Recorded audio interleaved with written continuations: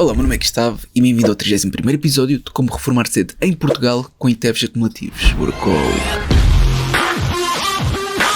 Antes de começar, quero primeiramente agradecer à XTB por apoiar este vídeo. Eles têm 0% de comissões tanto em ações como ETFs reais, um valor mínimo de transação de apenas 10€ e estas condições são válidas para volumes mensais até 100.000€, porque acima disto é cobrado uma comissão de 0,2% no mínimo de 10€. Eu também gosto de salientar que eles têm uma taxa de conversão de 0,50%, por isso isto é uma razão de eu adquirir em euros, mas acho que já existem aqui algumas alternativas com a wallet, etc, que é possível evitar esta taxa. No entanto, eu ainda não experimentei, por isso não consigo verificar. No entanto, eu também prefiro adquirir em euros e assim consigo fazer transferências diretas da minha conta bancária para a XTB. Desculpa, neste episódio estou um bocadinho fungoso, mas dá para continuar de qualquer maneira. Portanto, aqui na X-Station 5 já estou com um lucro de cerca de 2.600€, um pouco mais não realizados. Portanto, houve aqui uma boa subida por parte não só do ICP 500, mas do mercado em geral. Aliás, a minha última aquisição, que foi reforçada, ou seja, não adquiri só o QDVE, como também adquiri um ETF dos mercados emergentes, que foi este aqui, se não estou em erro, e já vai com uma valorização superior a 10%. Portanto, numa questão do mês, e tu podes verificar isto exatamente aqui, ou seja, nós estávamos na zona 3, eu disse que, ok, isto das tarifas pode realmente piorar, ou então pode recuperar como é o que está a acontecer. Portanto, eu reforcei, ou seja, coloquei um montante superior aos 600€, que é quando estamos na zona 3, coloquei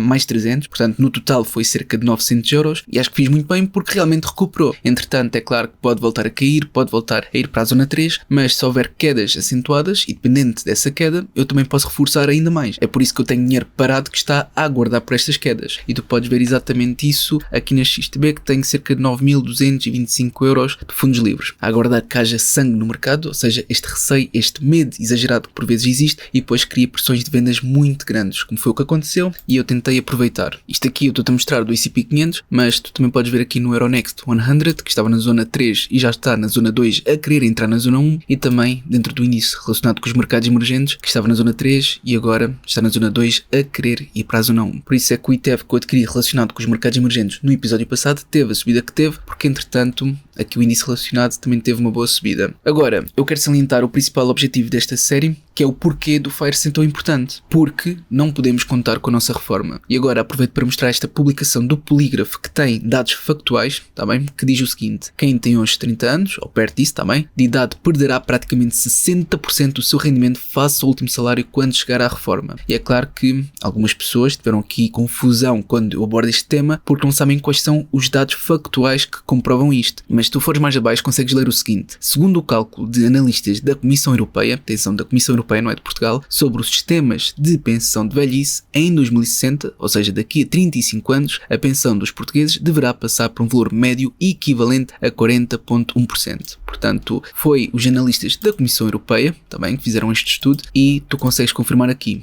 Ou seja, em 2022 estava aqui nos 69,4, 2030 79, 2050, que é aquilo que nos interessa, porque vai ser mais próximo, pelo menos quem tem de volta da minha idade, não é?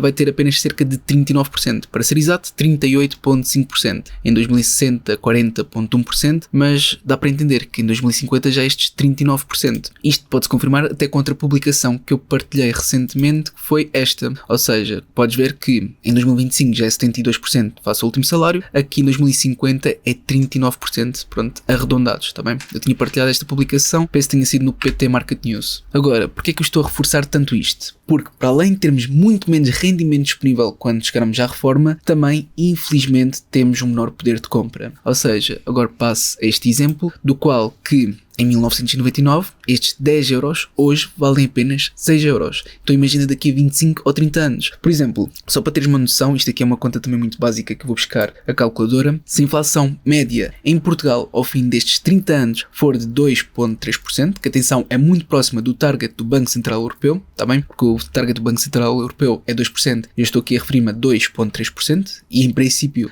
dependendo do que é que possa acontecer no mundo, então ainda podemos piorar, ou seja, haver alturas cuja inflação é muito superior. Por exemplo, desde que eu comecei a série do FIRE, a inflação média até agora está nos 4 ponto qualquer coisa, que eu já vou partilhar contigo. Mas pronto, assumindo uma inflação média de 2,3% ao fim destes 30 anos. Então, só para teres uma noção o quanto as coisas vão subir. Então, eu coloco aqui 1,023 também, que é relacionado com a inflação, elevado, isto aqui cria o efeito de juro composto, porque a taxa de inflação aplicada ao preço já é sobre aquele preço que está inflacionado de anos anteriores. Por isso, é que tem que ser aqui o cálculo de efeito de juro composto, e portanto aqui colocamos 30 menos 1 vezes 100 e está 97, aproximadamente 98%. Ou seja, os bens e serviços hoje, daqui a 30 anos, irão custar, pelo menos com esta taxa de inflação média, a quase o dobro do que custam agora. E se nós vamos ter menos rendimento e as coisas vão custar o dobro, então o que é que será de nós? Ou seja, temos metade do rendimento, as coisas custam o dobro. Então, como é que haveremos de organizar a nossa vida? É claro que estas projeções das pensões, essa segurança social se mantiver, eu acredito até que alguma coisa poderá mudar ao fim destes 30 anos com o sistema da segurança social, mas vou ficar dependente da incerteza? Eu pelo menos não vou, ok? Por isso é que esta série é tão importante e que devias seguir. Agora, para ter uma noção daquilo que eu quero receber quando estiver reformado, também já a contar com a perda de poder de compra e tudo mais, então eu devo utilizar uma calculadora. Existe esta aqui, que eu mostrei em vários episódios, mas depois descobri que tem aqui algo errado, ou seja, chamaram-me a atenção, foi visto, verificado e realmente tem esta parte errada do cálculo, em que a calculadora pega na taxa de crescimento e subtrai a taxa de inflação, e depois é que faz o cálculo. O que está errado também, porque aqui nós temos que ter em consideração a taxa de inflação no valor do tempo do dinheiro. Tá bem? Ou seja, se eu for aqui ao fecheiro que tem isto certo, 1000 euros hoje com uma taxa de inflação média anual de 4,14%, porque isto tem em consideração desde que comecei a série, tá bem? Porque quando comecei a série a taxa de inflação estava nos 10,20%, muito elevada. Então, estes 1000 euros daqui a 30 anos, com esta taxa de inflação média, claro que entretanto pode melhorar, mas tendo em consideração estes dados, 1000 euros hoje, daqui a 30 anos, são 3.374 euros. Ou seja, não é o dobro, é mais que o triplo. Isto significa que daqui a 30 anos vou precisar destes 3.374 euros para comprar o mesmo que comprava hoje com 1000 euros. Entendes? Portanto, é isto que eu me refiro quando perdemos poder de compra. Pronto, de qualquer forma, este é o fecheiro correto. Já vou explicar como funciona de uma forma mais simplificada, mas se queres ver algo mais completo, então vê o episódio passado. Mas eu vou utilizar esta calculadora por referência para tu entenderes o que eu quero dizer com o Cost Fire. Ou seja, neste momento tenho 28 anos,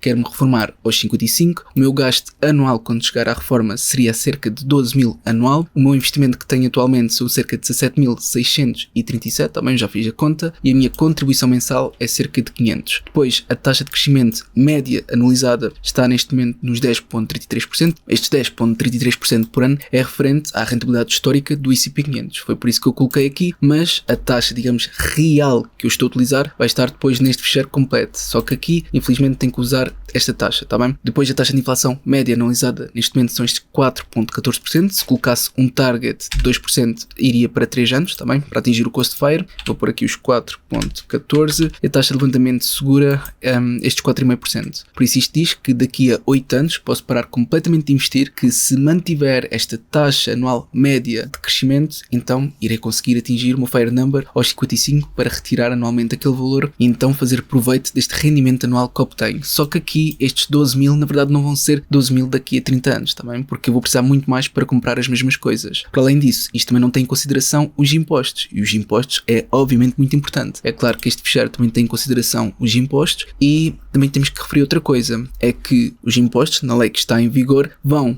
reduzindo, ou seja, aqui a taxa de imposto aplicada a estas mais-valias vão reduzindo conforme mantemos durante mais tempo. Se mantivermos durante mais de 8 anos, que aqui o objetivo para a reforma, então eu acho que conseguimos superar estes 8 anos facilmente, é que uma taxa aplicada de 19,6%. Portanto, reduzir de 28% para 19,6%, que realmente é um bom incentivo para esta série, correto? Assim sendo, visto que já tens isto em consideração, então posso explicar algo muito simples aqui do fecheiro, que é, isto aqui diz que é impossível atingir o Cost Fire e o Fire, mas isso é porque eu estou a colocar uma taxa de inflação muito elevada, ou seja, se eu colocasse aqui um target de 2% e a rentabilidade histórica do S&P 500, que é os 10,33%, então consegues ver que eu iria atingir o Cost Fire também daqui a 3 anos e cerca de 8 meses, qualquer coisa por aí, aliás, 3 anos e 1 mês, pronto, 3 anos e 1 mês, e para atingir o Fire, se continuasse a fazer aportes, que é o que eu vou continuar, então demoraria apenas 19 anos e 9 meses, portanto, aqui diz tudo. Agora, voltamos atrás porque a taxa real que tenho neste momento não são estes 7,13% e a taxa de inflação média neste momento também não está nos 2%, mas sim nos 4,14%, e por isso este fecheiro tem em conta os dados reais. É verdade que agora diz que eu não consigo alcançar, mas assim que eu atualizar este fecheiro, está bem, porque entretanto o mercado já subiu, irás ver que a XIRR, que é a taxa de rentabilidade atual, irá alterar, irá ser algo superior, e aqui provavelmente já aparecerá que eu consigo atingir o Cost Fire e o Fire com o respectivo período. tá bem? Mas já passamos essa parte só se preenche no final depois de eu fazer a minha aquisição. E assim sendo, o mais importante para mim neste momento é descobrir qual é que é o respectivo ETF que poderá talvez valorizar mais no longo prazo, pelo menos que seja indicado por meu perfil de investidor e objetivos. Mais uma vez, isto não é aconselhamento financeiro nem recomendação de investimento, mas os meus estudos podem te ajudar. E eu já estive a ver o S&P 500, o Euronext 100, o índice que segue os mercados emergentes, e aquilo que eu tenho mais interesse neste momento são empresas que estão no mercado americano. Mas antes de partilhar contigo qual será o ETF que tenciono adquirir, quero primeiro ver os vossos comentários. E começamos aqui com este, dizer obrigado Gustavo, excelente vídeo, parabéns. Obrigado, agora passamos ao Nuno. Podes fazer um vídeo a falar do teu portfólio, dos ETFs que na tua opinião são os melhores para investidores europeus. Cá em Portugal falta muito esse conteúdo e com a tua experiência acho que irias ajudar imenso. Muito bem, a questão do Nuno pode ser a dúvida de outros, mas repara, aquilo que eu estou a fazer a cada episódio nesta série é exatamente isto que tu me estás a pedir. Ou seja, eu em cada episódio desta série eu partilho contigo qual é que é o respectivo ETF que eu acredito ter maior potencial para longo prazo, conforme, pronto, aquilo que acontece no mercado, tanto no mercado americano, europeu e por aí fora. Por isso, é claro que o meu portfólio de ETFs tem em consideração aqueles que eu acredito serem os melhores ETFs, mas cada mês eu invisto naquele ETF que eu acredito ter maior potencial para longo prazo, tendo em conta tudo o que aconteceu. Por isso, aquilo que eu vou investir neste momento, ou seja, para este mês, vai ser aquele que acredito que, tendo em conta a zona onde estamos e tudo mais, possa talvez valorizar mais e também aguentar melhor as quedas. E ao estar na zona 2 ou mesmo na zona 3, então obviamente que eu vou querer um ETF mais volátil, mais arriscado, porque talvez no longo prazo poderá ter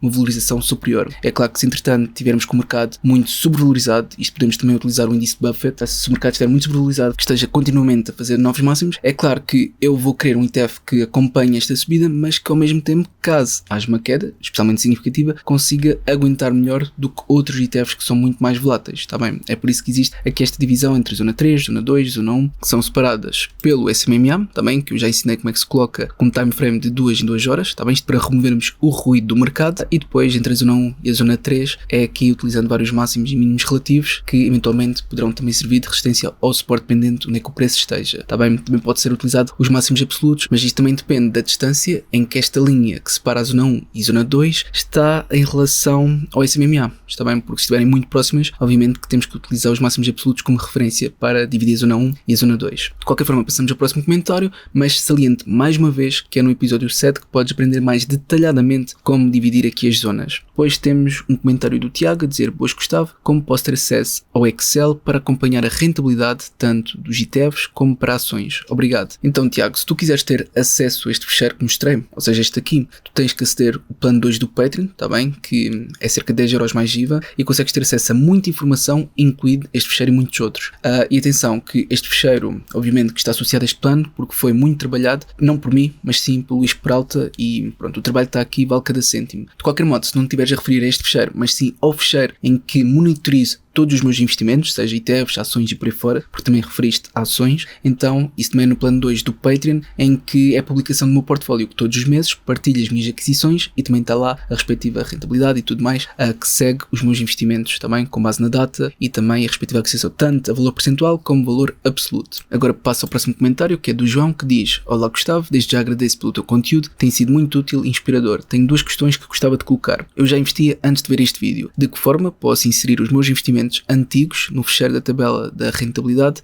Atenção que isto não é a rentabilidade do S&P 500, está bem? Isto aqui é a rentabilidade que tu tens, e com base na rentabilidade que tu tens, aquilo dá-te os valores que consegues atingir o FIRE. É claro que se tu colocares mensalmente quanto é que investes, também o teu respectivo lucro, etc., dá-te uma percentagem que é aquela que tens neste momento, e o fecheiro pressupõe que tu consegues manter essa taxa até ao final para então fazer os cálculos para atingir o Cost FIRE ou o FIRE. Mas pronto, relativamente à tua questão, como não estou a começar agora, queria perceber como posso introduzir esses valores para conseguir acompanhar e analisar o meu desempenho de forma correta. Então, se tu fores aqui ao fecheiro, se não souberes as alocações no respectivo lucro que tens mensalmente, então aqui no início de investimento colocas a data de hoje. Eu sei que podes ter começado há muitos meses ou anos atrás, mas tu não sabes quanto lucro é que tiveste mensalmente, então tens que assumir que estás a começar agora. No entanto, na parte do início de investimento colocas aquilo que tens investido, ou seja, se for na XTB, tens que ir ao valor da conta, deduzes os fundos livres e deduzes também também o lucro. Depois vais novamente ao fecheiro e aqui colocas o teu aporte. Imaginemos que estás a investir este mês, colocas o teu aporte que vais investir este mês, seja 500, seja quanto for, e colocas neste lado o lucro que tens atualmente, está bem? E por isso aqui deve aparecer uma taxa e essa taxa depois aparecerá aqui e usarás essa taxa para te indicar quanto tempo falta até atingires o Cost Fire ou Fire. No entanto, isto vai ficando cada vez mais realista conforme vais-te aproximando da idade que tu colocaste que te queres reformar. No meu caso, desde que eu comecei, a duração é 30 anos, porque eu comecei aos 25 e aqui o início do investimento foi em novembro de 2022. Pronto, agora passando ao segundo ponto que tu disseste, gostava também de perguntar se faz sentido, na tua opinião, constituir uma empresa para realizar os investimentos, de forma a evitar a taxa de 28% aplicada a particulares. Existe alguma vantagem fiscal significativa? Se possível, agradecia uma breve explicação sobre como funciona este enquadramento. Obrigado mais uma vez e continuação do bom trabalho. Então, na minha opinião, eu acho que compensa mais em particular se mantiveres durante aqueles mais de 8 anos. Porquê? Porque se mantiveres durante mais de 8 anos, tens este benefício fiscal de ser apenas aplicado uma taxa de 19,6%. Porque para a empresa existe aqui alguns problemas, que é primeiro o facto de ser trabalhoso e também demoroso, está bem? Porque aqui uma empresa registada cuja finalidade é a compra e venda de ativos, está bem? Que é dedicada a valores mobiliários, não é assim tão simples. E depois a taxa aplicada seria os 21% se a principal atividade da empresa fosse exatamente essa. Portanto, não é assim tão simples e também pode ser caro nesse processo, porque tendo em conta a lei em vigor e os custos que teria,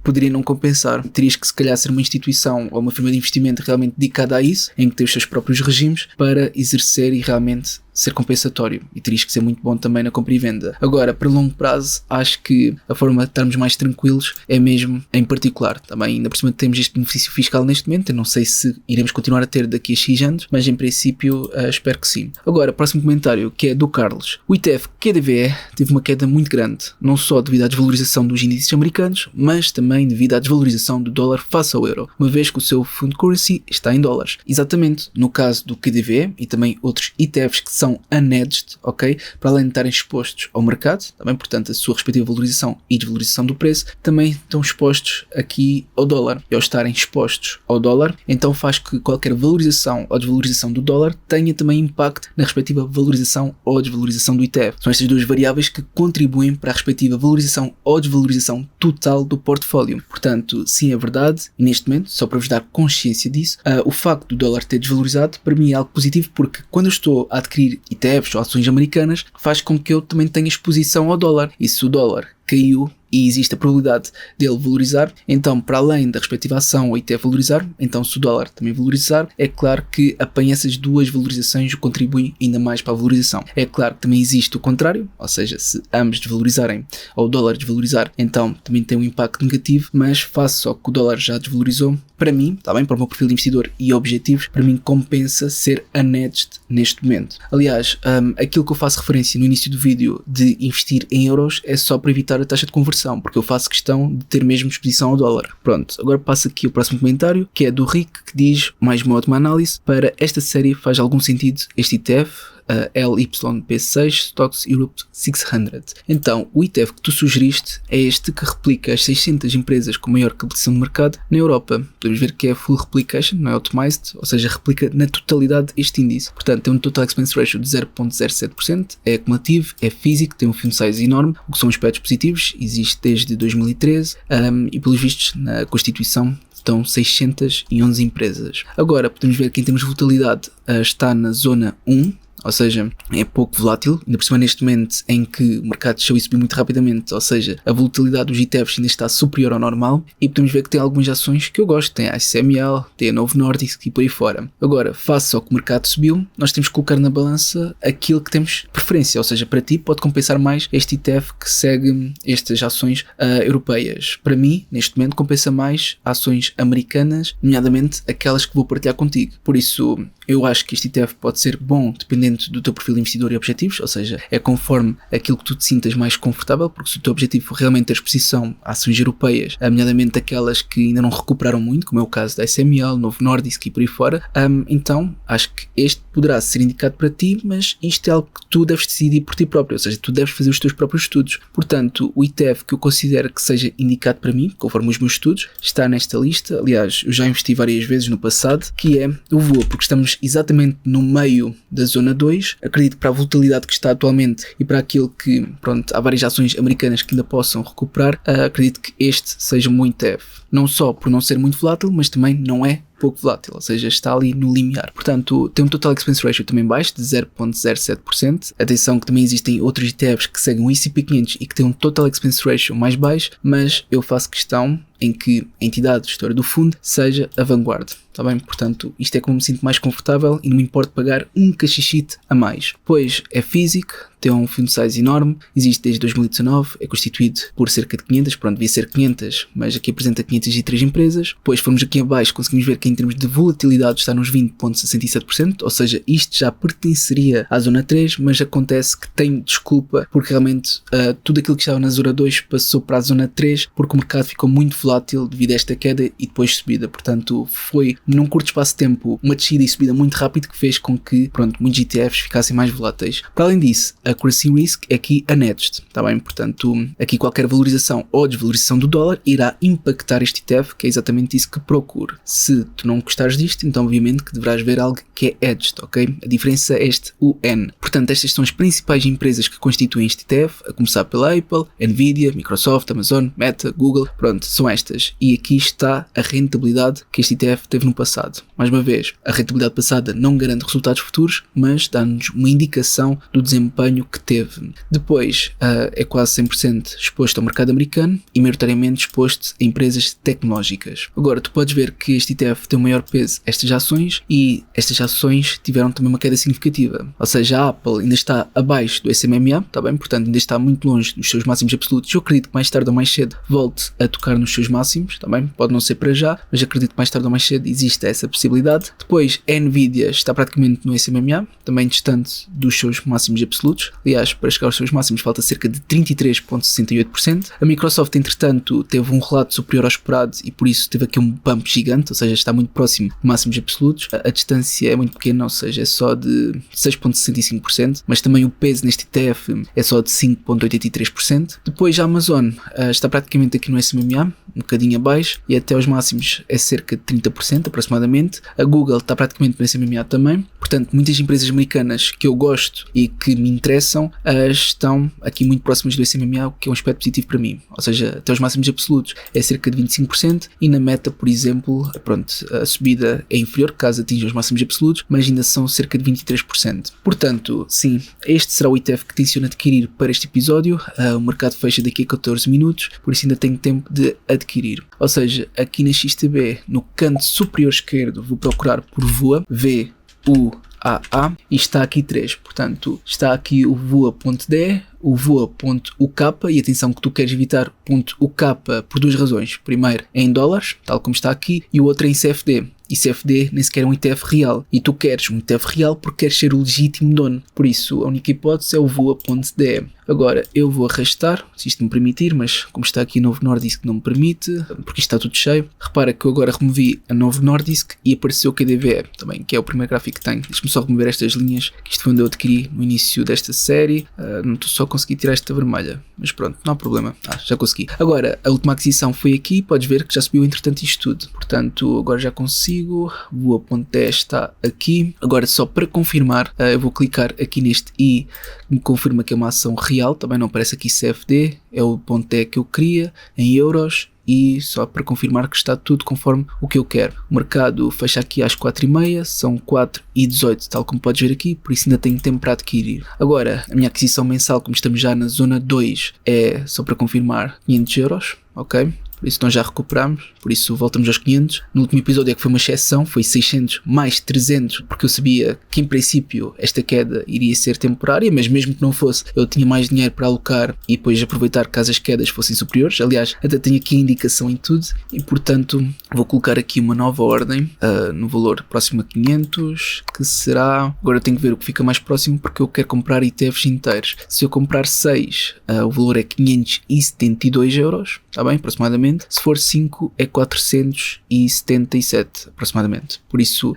5 ETFs ao mais próximo e vou então adquirir. Está feito e confirmar. Portanto, aqui no Voa vai aparecer mais alguns ETFs, ou seja, estas várias aquisições que eu fiz no passado, 7, 7, 7, 7 e no dia 2 fiz então uma aquisição de 5. Aqui também aparece o valor de mercado, está bem? Por isso eu começo com um prejuízo inicial de apenas 3 cêntimos, isto está praticamente no break-even, portanto não poderia estar mais satisfeito de não haver aqui quaisquer comissões aplicadas. Agora, eu tenho que vir também aqui ao histórico da conta, opções de numerário, não é? Por isso eu consigo ver que investi estes 476,90. Portanto, eu tenho que voltar ao meu fecheiro, 476,90, que foi o investimento que fiz. Podes ver aqui o meu investimento passado, que foi de 905,84 cêntimos. Agora, eu também tenho que colocar a taxa de inflação correta, por isso tenho que vir ao Banco Central Europeu, ver aqui em março 9.1, abril é que é 2.1, então abril 2.1, por isso alterar aqui 2.1